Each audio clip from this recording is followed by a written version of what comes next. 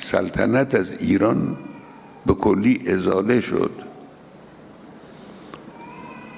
وقتی این ازاله حکومت پهلوی به وقوع پیوست که یک حکومتی بود هم وابسته بود، هم فاسد بود، هم ضعیف بود، هم ظالم بود، بدترین حکومت ها، یعنی شاید واقعا حکومتی بدتر از حکومت پهلوی در این اواخر در دنیا ما سراغ نداریم.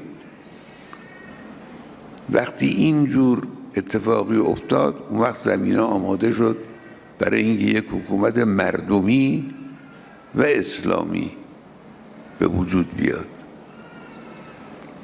همون چیزی که وعده اون رو امام بزرگوار ما داده بود.